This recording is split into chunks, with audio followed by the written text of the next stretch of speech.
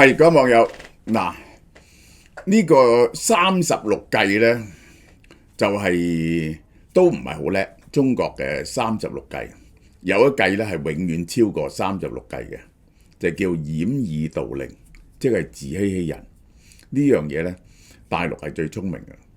我哋睇下大陸嗰啲神秘消失嘅數據，呢個就係越嚟越多數據，乜都唔俾你知啊，秘密嚟㗎。你講真啊，你就死啊！呢個好啦，嗱，呢個我哋推薦呢一隻天然蜂膠嘅牙膏，呢個係韓國做嘅，即係咧普通嘅牙膏咧就一定含有呢個氟化物啦、糖精啦、酒精嗰啲咁嘢。咁呢個咧係 organic 嘅，蜂膠係有天然嘅殺菌功能，呢個同埋令你啲牙美白嘅，而且唔貴，大家可以試下。55蚊一支，第一支9折，第二支7折，好抵嘅，大家試一試先。華爾街日報分析，近年來呢，中國係停止咗發放幾百項曾經俾研究人員同投資者廣泛使用嘅經濟數據，包括咗賣幾多笪地、外國投資、失業率，乜都唔話俾你聽。呢啲數據嘅消失呢，發生嘅時間正係中國經濟面臨債務負擔過重、房地產撲街及其他結構問題嘅重壓之下。於是咧，乜都唔講俾你聽，你一定要跟佢個古仔嚟到講，其實就係咁。大多數情況之下咧，中國根本唔話俾你聽，停止發布或者唔公開發布嘅任何理由。連豉油產量都唔話俾你聽，因為你由豉油產量咧就估到啲人食幾多餸。小學校舍廁所面積呢啲以前有嘅數據咧都消失晒，因為你捉住啲數據咧，你開始推算到一啲嘢出嚟。數據消失，等一啲人咧更加難了解中國嘅經濟狀況，尤其是當前嘅關鍵時刻。而且中美貿易戰預計會重創中國，削弱全球嘅經濟增長。咁所以咧就掩耳盜鈴係最聰明嘅嘢嚇。好多經濟學家長期質疑中國整體國內生產總值嘅數據嘅可靠性。官方數據顯示舊年 GDP 增長係23年咧5.2%。你全世界除咗中國咧，你見唔到一個咁穩定嘅經濟增長，即係咧5.25咁55冇嘅，都係發上發落嘅，係咁穩定嘅咧，即係得一個解釋，就係做出嚟嘅條數係同埋咧年頭嘅預測年尾係可以符合嘅咧，全世界只有中國呢個就係。部分經濟學家估計呢啲增長數字起碼誇大咗2至3個百分點。實際增長咧至多得2-3個。為咗獲取更真實嘅中國經濟評估咧，佢哋睇另外啲數，譬如電影票房，睇下你嘅消費能力；夜晚燈光，話呢個咧你呃唔到嘅，計你衛星數據，衛星睇落嚟你有幾多燈光；水泥廠開工，或者呢一個係嗰啲怪手，呢個鏟泥機嘅出售數目，主要電力公司嘅發電量嚟到，呢啲咧係速算數字你好難造假嘅。一啲分析師甚至統計健身房美容老闆突然之間關門走佬嘅新聞報導數量，嚟到估計中國服務業嘅健康狀況，有幾多健身室美容院走佬呢？即係咁。以前總理李克強2007年已經話，佢對嗰啲省份嘅 GDP 數據咧係假嘅，不可靠嘅。中方公布2024年5月 GDP 增長率同政府前一年設定嘅目標完全一致，只係令人懷疑你呢個係假數，即係冇人係咁嘅，即係個個咧都預測唔到嘅年頭，而有中間不停修正嘅。其實係芬蘭央行同海投宏觀嘅研究發現，實際 GDP 嘅波幅程度咧，比中國報告嘅要大。而且近幾年咧好明顯係低過官方嘅數據嘅。嗱，呢個就係官方嘅估計。就算官方嘅估計咧，你都睇見喺習近平即位到而家2012年到而家係不停下行嘅，不停下行。呢個不停下行咧，我講俾你聽，佢其實咧佢應該係咁樣下行嘅。佢已經咧佢下行得咁犀利咧，因為佢不停投入基建同房地產托住咗呢條線，而家咧就要，所以咧佢將呢條線托高咗，人為地托高咗，而家咧就要跌翻落嚟呢條線度出嚟行咧，始終要還嘅。舊年12月呢個國投證券嘅經濟學家高善文喺華盛頓會議，過去幾年啊，中國嘅經濟增長可能得2%。但係實際增長係唔知嘅。結果佢一講唔準對佢進行紀律處分，唔準公開發言，唔知要講幾耐。中國證券協會舊年10月警告啲券商，要確保佢嘅經濟學家喺提振消費、投資信心發揮積極作用，只可以講好聽嘅嘢，唔可以發表負面評論。中國青年失業率咧曾經係另一個消失嘅，呢個講咗啦。2023年咧曾經達到21.3%，好啦，結果咧就即刻暫停發布，5個月後先至再新出發，喺呢度唔報告咗5個月，翻嚟咧佢就改咗個計法，喺呢度變咗喺呢度。2024年4月，中國股市震盪，跟住咧上海、深圳兩大交易所點做咧？停止發布海外資金流入流出嘅實時數據，呢個係又唔講究竟有幾多北上嘅北水，有幾多南水。中國數據提供商孟德自從2023年初唔準國際用戶攞好多數據，結果一個中國外資銀行經濟學家咧，每個週末去深圳就可以下載到呢啲數據，呢啲其實好普通嘅數據。2022年中國結束動態清零咧，唔發布全國火化數據喎，其實呢個係掩飾咗130萬至210萬人嘅死亡，我估計係300-400萬人嘅死亡。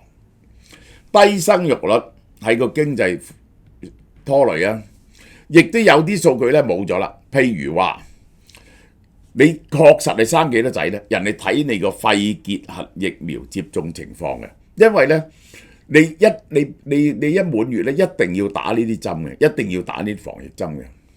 2020年中國個肺結核疫苗接種咧540萬劑喎，而官方話出生嘅兒童咧1210萬，兩樣嘢爭1倍都唔止，點解咧？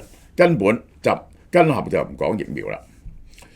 2022年中國土地出讓話個收入驟減48%，對地方政府造成巨大壓力。2023年每笪地方賣幾多錢土地，唔怪得冇咗啦，唔話俾你聽。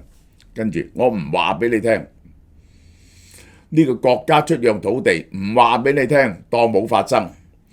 2021年中國收緊對房地產信貸咧，樓市走下坡，好多地產商破產。2022年貝殼研究院發表報告顯示，28個中國城市平均嘅住房空置率遠高於美國其他地方，呢個好明顯係供應過剩，係貝殼研究院。貝殼係做中介，但佢有做研究。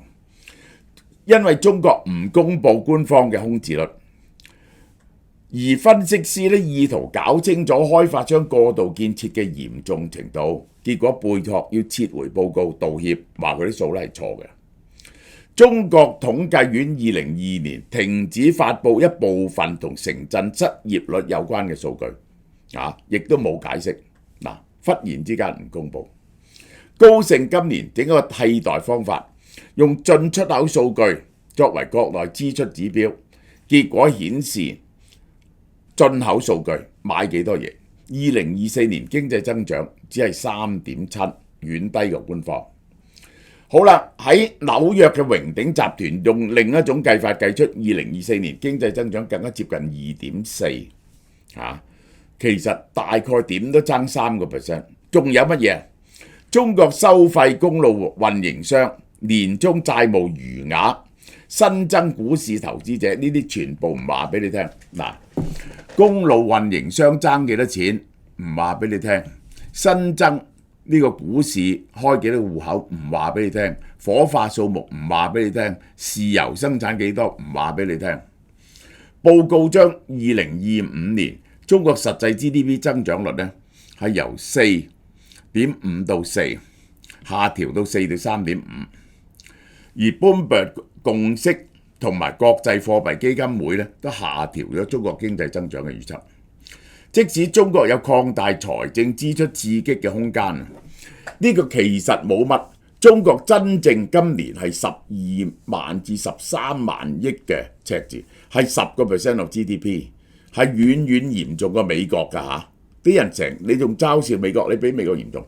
你要再刺激呢，再要擴大好多個赤字，而且呢個刺激呢係不可持續嘅。你再搞多幾年呢就冇命。美國都嗌救命啦，要收縮財政赤字啦。中國呢，今年反而仲要擴大嗰個財政赤字，製造赤字難以快速調整，製造產業嚟應對關稅增加，咁結果就產能過剩啦，於是就要降價啦，將嗰啲供應賣出嚟啦，造成通縮㗎呢個會。雖然中國政府希望加強同其他經濟體嘅貿易關係，推進唔容易。以日本、德國為例，中國同呢啲國家嘅貿易平衡已經發生咗顯著嘅變化。嗱，你啲貨倒去人哋度咧，人哋就擋住你㗎。呢個經濟學家邢志強咧提咗3項擴內需，增加1萬至15000億財政赤字。呢個遠遠冇意思啊！以中國嘅經濟體嚟講咧，則用1%。呢個對美國個經濟嘅消失啊，大約係你當佢5000億美金啦，係3% of 中國經濟。你呢，中國經濟嘅 efficiency 呢係得30%，所以高盛話呢，你要用12萬億去刺激，你當然冇可能用12萬去刺激啦。走出去開拓海外市場，開拓海外市場講就容易。減產能呢個我贊成嘅，減產能，增加服務性行業，即係老人照顧啊、health care 嗰啲咁嘅嘢，嗰啲呢係唔使用外匯嘅嘢，將嗰啲人力用翻喺嗰度。中美雙方進入暫加關稅，可能第二季尾即係6月啊，會調低中國商品平均關稅。我覺得唔會咯，唔到9月唔會咯，呢個係。